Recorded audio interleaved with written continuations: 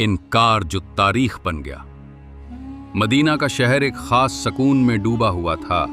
वही मदीना जहां कभी नबी करीम सल्लल्लाहु अलैहि वसल्लम ने हिजरत की और जहां से इस्लाम की रोशनी पूरी दुनिया में फैली। इसी मुक़द्दस ज़मीन पर इमाम हुसैन नबी पाक कलीवालही के नवासे अपनी अहले बैत के साथ ज़िंदगी गुजार रहे थे। उनके चेहरे पर नूर, बातों में शफ़क़त और दिल में सच्चाई थी। लोग उनसे मोहब्बत करते थे। यतीम उनके हाथों को रहमत समझते और फ़ुक़रा उनके दर से खाली न जाते। इसी मदीना में एक सुबह ऐसी आई जो आम दिनों जैसी न थी। शाम का एक जालिम हुक्मरान यजीद तख्त पर बैठ चुका था। वो फिस्क व फुजूर में डूबा हुआ, हक से दूर और जुल्म का नुमाइंदा था। उसने मदीना के गवर्नर को हुक्म दिया, इमाम हुसैन से फौरन बैत लो वरना उन्हें कत्ल कर दो। ये खबर इमाम हुसैन तक पहुंची। वो मस्जिद नबवी सल्लम में थे, प्यारे नाना सल्लल्लाहु अलैहि वसल्लम की कब्र के पास दुआ में मसरूफ़। और जब सुना कि बातिल उनके ईमान को ख़रीदना चाहता है तो उनके लबों पर एक ही जुमला आया, ऐसा शख्स जो दीन को तमाशा बनाए मैं उसकी बैत नहीं कर सकता। ये इनकार आम इनकार न था। ये उन तमाम उसूलों का ऐलान था जिन पर नबी सल्लल्लाहु अलैहि ने दीन की बुनियाद रखी थी। ये आवाज़ थी कि जुल्म चाहे जितना ताकतवर हो, एक मोमिन का ला इलाहा उसे हिला देने के लिए काफ़ी होता है। मदीना में ख़तरा बढ़ने लगा। यजीद के सिपाही हरकत में थे, फ़ज़ा में बेचैनी थी। तब इमाम हुसैन ने वो फ़ैसला किया जिसने तारीख़ का रुख बदल दिया, मदीना छोड़ने का फ़ैसला। ये कोई आम हिजरत न थी, ये एक मुक़द्दस सफ़र का आगाज़ था।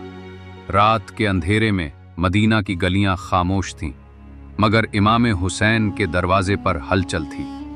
ख़ानदान तैयार हो रहा था, बच्चों को जगाया जा रहा था, ख़ैमे लपीटे जा रहे थे, ऊँट सजे जा रहे थे। और एक लम्हा वो भी आया जब इमाम हुसैन ने नाना सल्लल्लाहु अलैहि वसल्लम की कब्र को आखिरी बार चूमा और धीमी आवाज़ में कहा, या रसूल अल्लाह सल्लम, आपका नवासा जा रहा है लेकिन वापस शायद ना आए। आंखों से आंसू बह रहे थे मगर दिल में सुकून था। ये सफ़र मोहब्बत का नहीं, ये सफ़र कुर्बानी का था। इमाम हुसैन ने अपने अहले बैत को साथ लिया, छोटे छोटे बच्चों को, माँ बहनों को, और वो सब साथी जिनके दिलों में सिर्फ अल्लाह की रज़ा थी। काफ़िला मक्का की तरफ रवाना हुआ। रास्ते में तपता हुआ सहरा, पाँव जलती हुई रेत और चेहरे पर वक्त की तेज़ धूप, मगर किसी के कदम न रुके। मक्का में कुछ वक्त गुजारा मगर वहाँ भी ख़तरे के साए बरने लगे। यजीदी सिपाही भीस बदलकर शहर में दाखिल हो चुके थे। इमाम हुसैन को इत्तला मिली कि मक्का में उन पर हमला हो सकता है, और वो भी हरम की सरजमीन पर। इमाम ने फरमाया, मैं नहीं चाहता कि मेरे सबब से काबा का तक़द्दुस पामाल हो। कोहर दिया इमाम ने मक्का भी, और इस बार काफ़िला कूफा की तरफ बढ़ा। कूफा के लोगों ने हज़ारों खतूत भेजे थे, या हुसैन आइए, हम जुल्म के ख़िलाफ़ आपके साथ खड़े हैं। हम यजीद को नहीं मानते, हम सिर्फ आपको मानते हैं।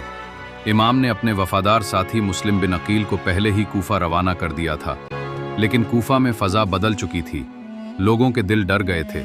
यजीद के गवर्नर इब्न ज़ियाद ने शहर को खौफ की गिरफ्त में ले लिया था।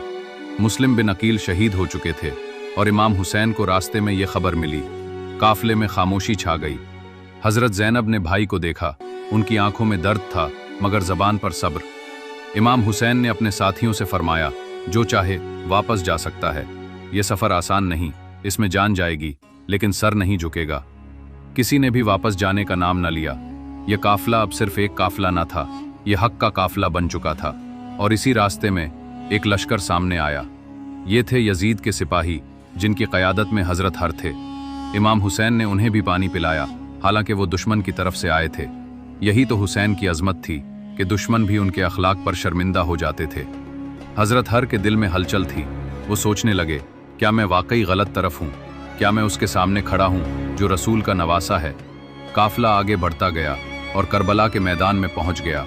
वो ज़मीन वीरान थी, न पानी न साया, लेकिन वो ज़मीन चुन ली गई थी, एक ऐसी कुर्बानी के लिए जिससे इस्लाम हमेशा के लिए ज़िंदा होने वाला था। امام حسین نے وہاں خیمے لگوائے، نماز پڑھی اور اللہ سے فرمایا، اے میرے رب، اگر تو راضی ہے تو ہمیں ہر غم منظور ہے۔ یہ صرف آغاز تھا۔ یزید کے ظلم، اہل بیت کی پیاس اور قربانیوں کی اصل داستان ابھی شروع ہونا باقی تھی۔